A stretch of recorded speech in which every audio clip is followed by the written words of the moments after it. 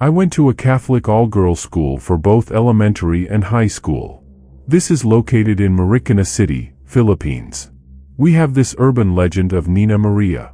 Her name is on a wooden plaque mounted on a brick wall that was supposedly the classroom she died in. The story goes that Nina Maria was a prep student who was playing hide and seek with a classmate after school. She decided to hide in the massive closet in her classroom. Her playmates had a hard time finding her and figured that maybe she had already gone home instead. Their respective rides home arrived, and with it being a Friday, the school was closed for the weekend. Early Monday morning, a janitor was doing his rounds when he noticed a weird smell. Checking each classroom, he didn't find anything odd until he came to the room where Nina hid. Assuming that one of the kids forgot their lunchbox in the closet, he unlocked it and was shocked to see the dead body of a prep student. The weird thing was, her hair had gone long and gray, and her nails grew long too. Oh, and her skin was really wrinkled like an old lady's. After the incident, the nuns decided to have the classroom walled up, never to be used again. I was in 6th grade when I saw a male student 1 grade above me attempting suicide by standing on a railing a few floors above, which was still empty and gateways were locked at that time. Almost everyone including me came out of the classes and witnessed the suicide attempt, but unfortunately, security didn't have time to unlock the gateways and stop that student. Everyone gasped in unison when a loud thud echoed through the school hallways when the student hit the ground. He didn't survive. A few days later, the story came out that the student's parents got divorced and were fighting over custody of him and his younger sister. The father went physical after he found out the mother had won custody of their children. The father was sentenced to prison for years for domestic abuse. The mother was hospitalized with serious injuries but was able to attend her son's funeral. The whole school attended the funeral as well, but they took turns in groups. The mother and her only daughter can't stop crying. It was a sad and scary school experience for me.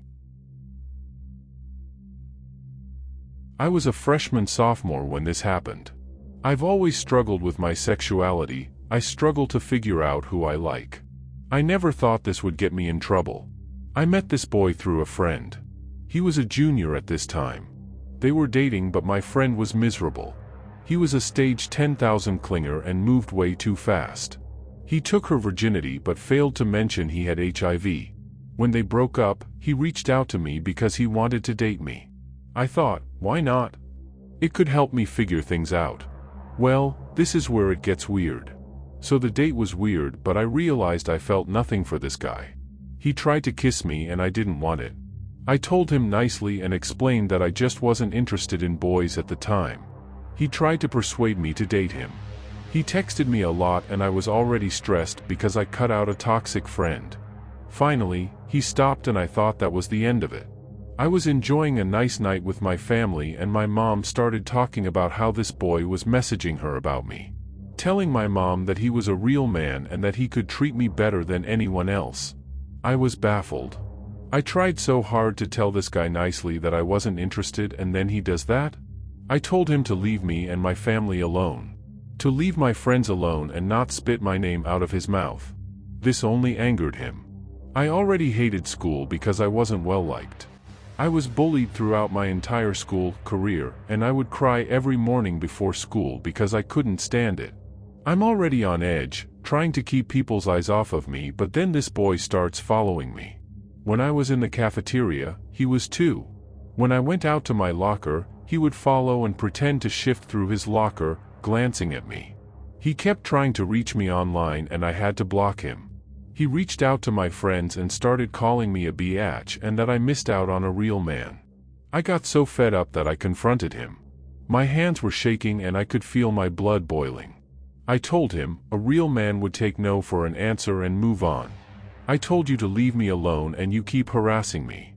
After that, I went to my class and tried to stop myself from screaming. While this was happening, he was targeting another girl, my now ex-friend. She helped me get rid of my toxic friend and I was grateful. We both became friends with the boy, and after he couldn't get me, he went to my friend. He harassed her and me at the same time. He even did it to his ex. I was fed up with the constant harassment and stalking. I didn't feel comfortable at all. He knew where I lived and could easily come to my house. I went to the school's resource officer with my evidence of the stalking and laid the story out for him. He said he would talk to him, but the stalking continued. It never stopped. He was more stealthy, but he still lurked. This was the last straw for my mom.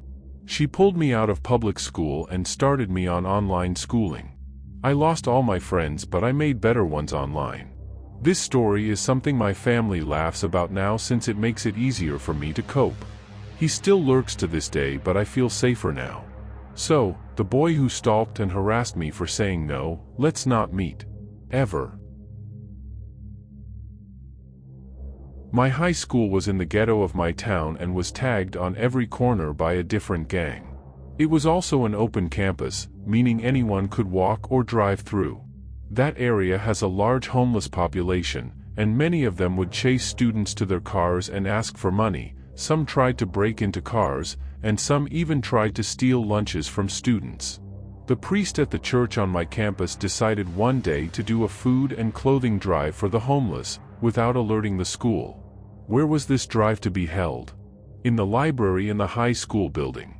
We walked out of class to see dozens and dozens of people in the hallway, going through our backpacks and lockers, fighting over jackets, and using some of the student stuff.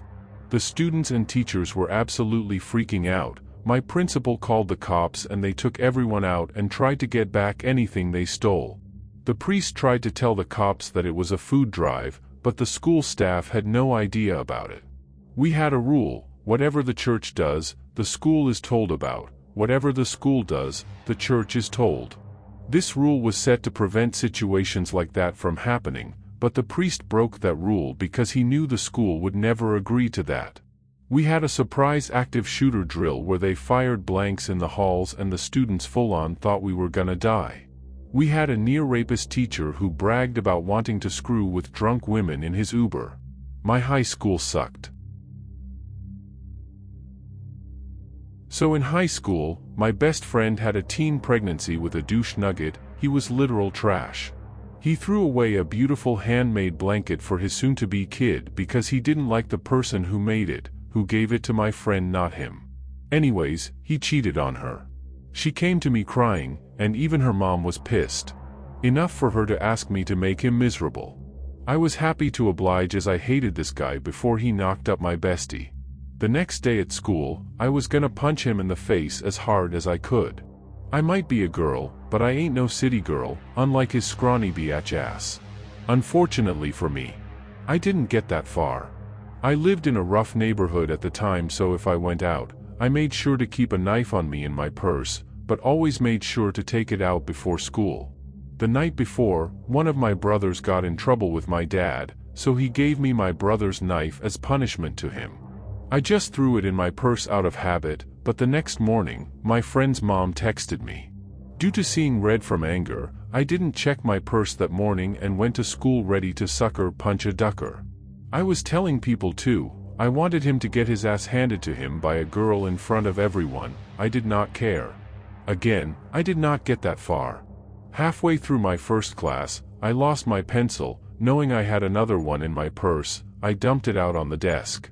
Right as my teacher was walking by. As I was telling my deskmate how I was gonna kill douche nugget. Knife. I almost got expelled for that incident. If it wasn't for the fact that I was an outstanding student who literally never caused problems, and the explanation my dad was able to back up, I would have been expelled. I wound up getting suspended for 45 days, with 15 days left in the school year. I had to finish that year doing summer school and came back a month late into the next year.